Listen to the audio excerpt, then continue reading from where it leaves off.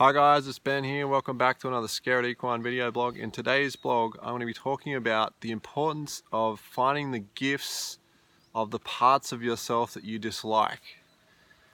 Now, we all go through life and situations come up where we have aspects of ourselves, parts of ourselves that we feel are unworthy of love, that are not, we don't want other people to see, that we feel, shame triggers, things that make us feel unworthy as a human being.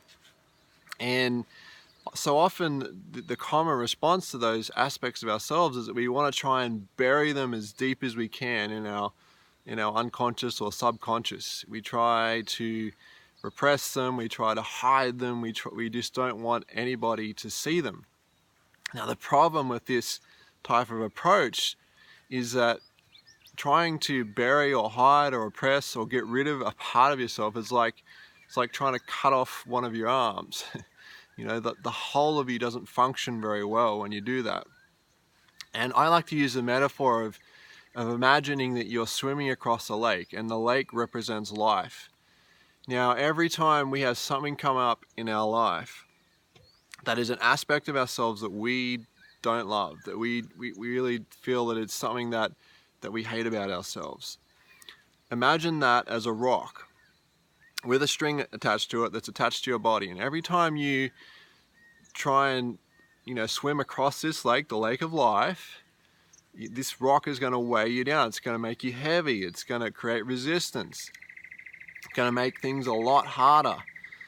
And if you can imagine, you have lots of these parts of yourselves, okay, all attached to your body as rocks, weighing you down. And the more that you hate those aspects of yourself, the heavier they are, the bigger the rock is.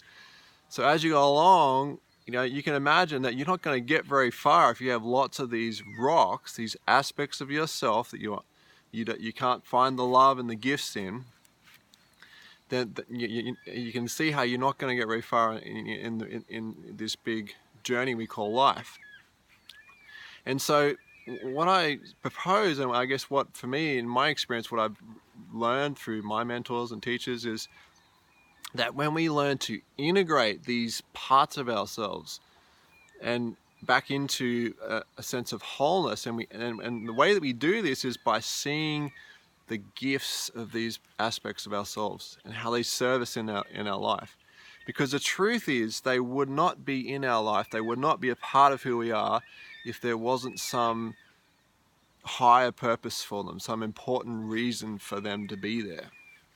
And what we have to get good at doing is learning to ask the question, what are the benefits and the gifts of this part of myself? How does it serve me in my life?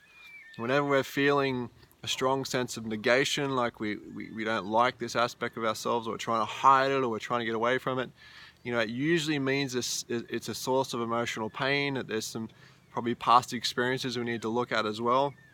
But if we ask the question, how does this aspect of myself serve me?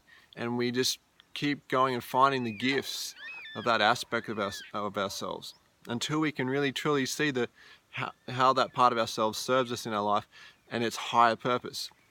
And I guarantee you, if you take the time to list the benefits, to list the gifts of this aspect of yourself that you dislike, that you will see that it serves you.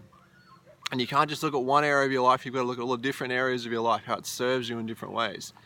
And let's take angry for an example. So anger is often labeled by people as bad. If you're angry, that's bad. But if we really look at what anger is essentially a sign of you trying to protect yourself from being overwhelmed. And oftentimes it's a sign that somebody has crossed a boundary or tried to manipulate you or tried to do something that is against your will or against your values. And anger is a protection mechanism that's inbuilt in your intuition to make you stop and to create that boundary, that whether it's a boundary, a mental boundary, an emotional boundary, or a physical boundary. And so when we look at it, anger actually serves us in a really powerful way if we understand what its message is. And we learn to understand why it's there. You know, what's the hidden reason, the gift of that anger? What, you know, what higher purpose is it serving? And like I said, it's there for, you know, protecting our values, protecting what's important to us.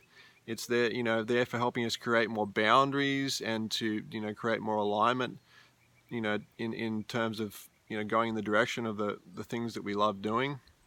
So anger has a lot of gifts, and if we try and negate anger and suppress the anger, or you know, we try and hide our anger, we know that doesn't work, because it intensifies to rage, and a lot of the things in our life become dysfunctional because of that. You know, when you repress your anger for long enough, you have people that become violent towards you, that, you know, you're giving away your power. So anger is a way of, you know, if that anger is your inner intuition saying, I'm going to take back my power, I'm tired of being where I am, and I'm going to get out of here and get myself into better circumstances. So anger, you know, it serves you in so many different ways. So I invite you to find parts of yourself that you dislike, that you don't love, and find the gifts in them, find the benefits, find how they serve you in your life. And I guarantee you'll see them in a different light, and this will help reduce that tension so that you can feel freer and more liberated, and also more loving towards those parts of yourself, and you won't feel the need to project them onto other people, and you won't feel the need to have so much inner conflict anymore. You'll be more integrated.